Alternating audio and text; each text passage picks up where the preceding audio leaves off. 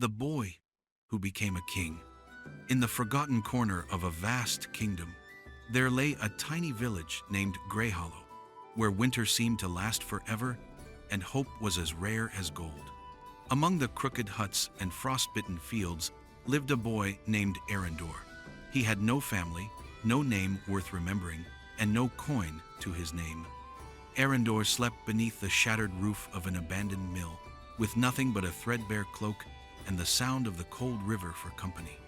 Each morning, he scavenged for scraps, mended broken tools for a few copper coins, and dreamt of something more than hunger, more than mud, more than this forgotten life. But Grey Hollow was no place for dreamers. "Keep your head down," the villagers would say. "You're nothing, boy. Best accepted." Arendor refused. The spark.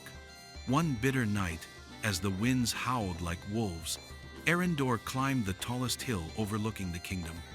From there he could see the distant glow of Eldralore, the royal capital towers of white stone, walls like mountains, streets of gold. At least, that's how the travelers told it.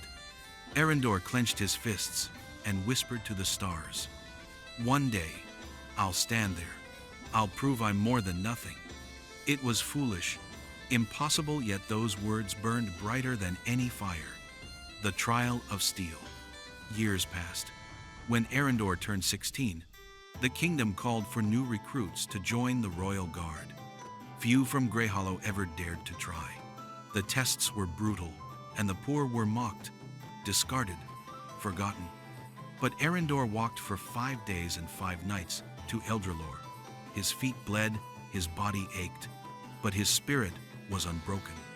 The trials were worse than he imagined.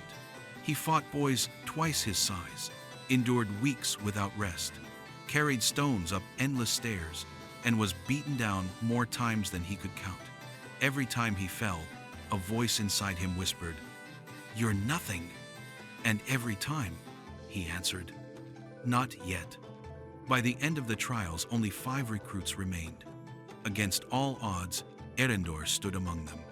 The king's shadow. Arendor became a royal guard, but he didn't stop dreaming. He learned to read, trained under master swordsmen, studied the art of strategy, and listened to the whispers of the court.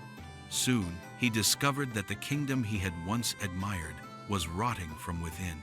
The nobles grew fat, while villages like Grey Hollow starved. The king was old, sick, and blind to his council's corruption. Arendor saw the suffering he had escaped and vowed to change it. The rebellion. One night, when the capital's shadows were long and the air stank of rain, Arendor found himself face to face with a secret, a band of rebels seeking to overthrow the corrupt nobles and restore justice to the land. They called themselves the Dawnbearers. Arendor joined them.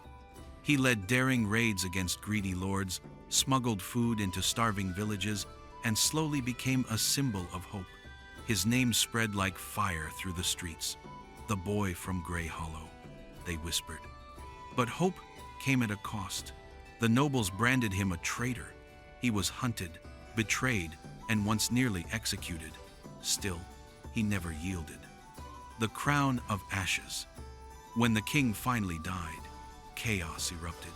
The nobles clawed at each other for power, tearing the realm apart. Villages burned, armies marched, the kingdom bled. And then came Arendor. He led an army of farmers, smiths, and forgotten souls, the very people the crown had abandoned. They fought not for gold or glory, but for a future. For days, they battled the armies of the lords beneath Eldralore's shining walls. At the height of the war, Arendor faced the High Regent, the man who had stolen from Grey Hollow for years. Their swords clashed beneath the storm, steel singing with fury. With one final strike, Arendor stood victorious. The boy who became a king. When the dust settled, the people chose Arendor to wear the crown, not because of birthright, not because of blood, but because he had fought for them when no one else would. On the day of his coronation, standing beneath the golden banners of Eldralore, Arendor looked out at his people and said, "I was born with nothing, I was told I was nothing.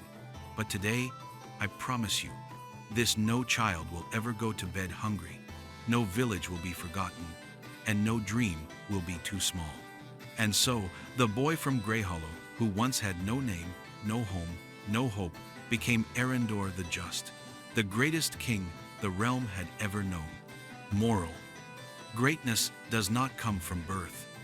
It comes from refusing to surrender when the world tells you to break. It comes from standing back up, no matter how many times you fall. It comes from dreaming and daring to make those dreams real.